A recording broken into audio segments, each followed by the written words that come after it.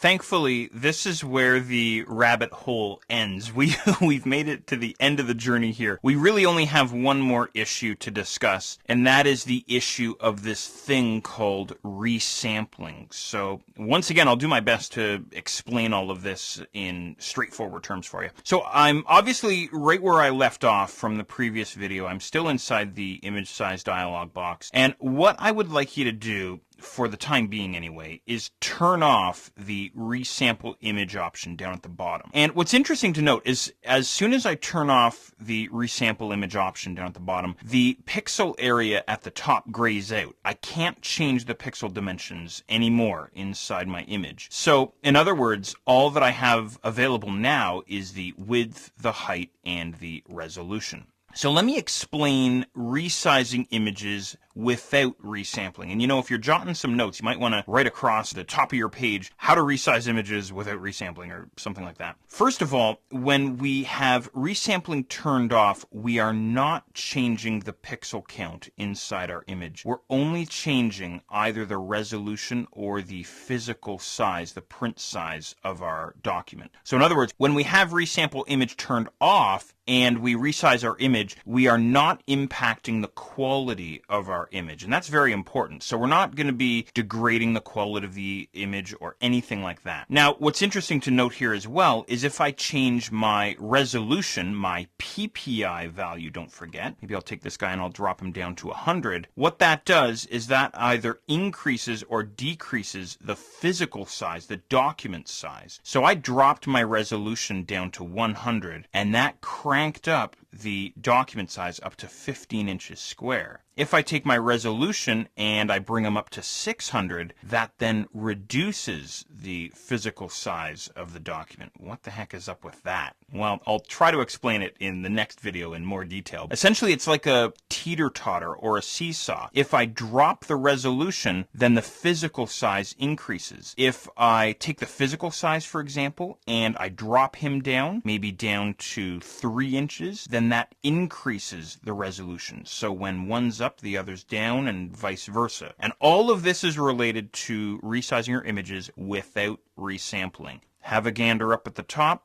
The pixel size of the image has not changed. Even though I've been messing around down in this area here, it's still 1500 pixels square, right? I'm going to use my little reset trick here, holding down Alt or Option and then clicking on Reset to start over again here. Now what I want to do is I want to resize my image with resampling, and this is actually where it gets a little bit more hairy. I'm going to make sure that resample image is now turned on down at the bottom. And what resampling will do is it will change the number of pixels inside your image to match the document size, and it will impact the quality of your image. In fact, it's practically the mirror opposite to resizing without resampling. So everything I said about resizing without resampling is now opposite in this world with resample image turned on. So in other words, if I come in here now to my resolution and I change my resolution, maybe I'll drop it down to 100 pixels. The document size now remains the same. It's still 5 by 5, but I've now impacted the pixel dimension. I now have shaved off 1,000 pixels from my width and height. Or if I come into the resolution area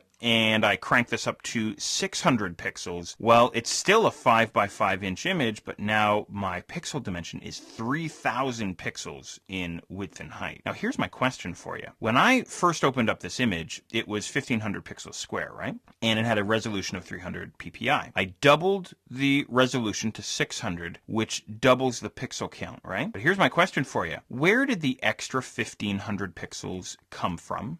How is that possible? Well, that's what resampling, or another phrase for resampling is interpolation. Say that 5 times fast. That's where all that comes in. And this is really what this option is all about. So in other words, what I've done here is I've told Photoshop that I want to double my resolution, which doubles the pixel size. And Photoshop goes, okay, I have to make up 1500 pixels out of nothing. How do you want me to do that? And that's what this drop-down menu all the way down at the bottom of the dialog box is all about. These items in this drop-down menu are what are referred to as resampling or interpolation methods. Now, I don't want to go completely off the deep end on you here because it's probably tough enough to wrap the noodle around, but there's a bunch of them in here. We have nearest neighbor and bilinear and a few bicubics there.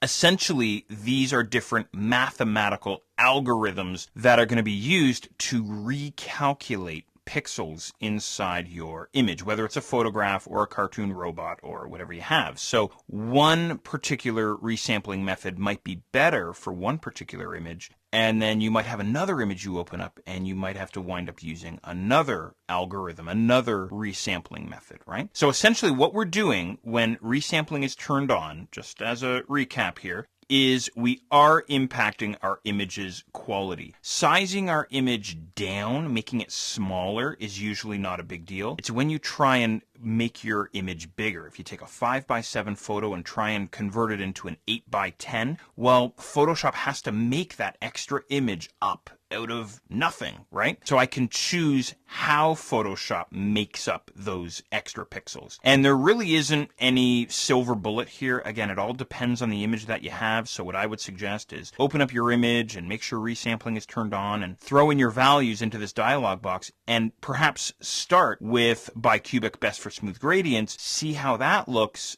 and then possibly revert your file and then come back in and try one of the other options. For example, if you're making your image bigger, you could try bicubic smoother, best for enlargements.